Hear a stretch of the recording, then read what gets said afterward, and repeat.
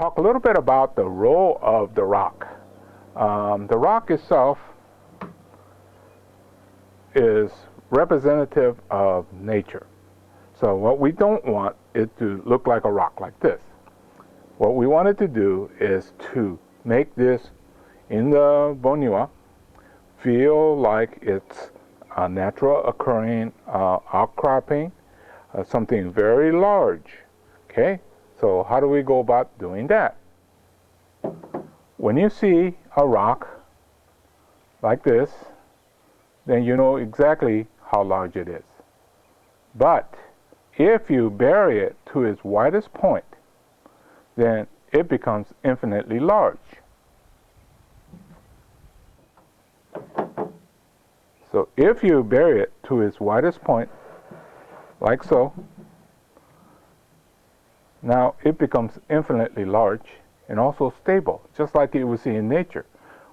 Because now you know, or your mind doesn't know how big it is. So it might be like an iceberg and it goes down for miles, and this is just the tip. And so that's the illusion that we're trying to create when we do the rocks in either bonsai or Bonniwa.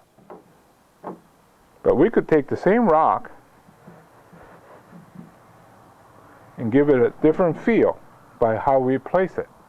So there's multiple uses for rocks, but one of the key things is to bury it to its widest point. And that's a good basic rule. In Bonniwa, we don't necessarily work with flat planes. So what you could do is to place a rock like so, and then you mound it so the mound comes out to here. Now it looks like it's the big outcropping that's on the edge of a mound or a hill or even a mountain, and that's the illusion that you want to create. This rock here is very flat, and these are very important in creating of a Bonniwa. And what happens is, let's say that this is your front, and then you're going to have a high mound. You have the back where it needs to retain.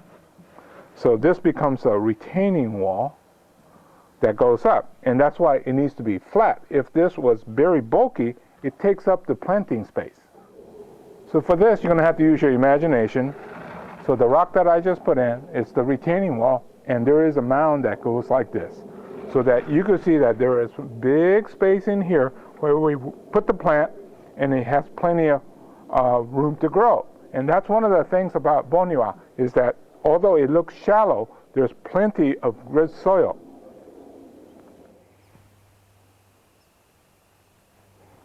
If you're lucky, you occasionally run across rock that turns out like this.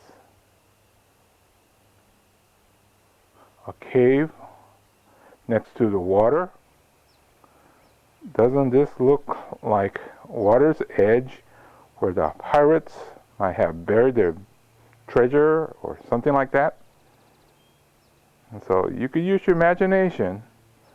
With a little bit of luck, you could really come up with something spectacular. So most likely you'll see this rock again somewhere in one of my future Bonniwa DVDs, because I just think this is one heck of a rock.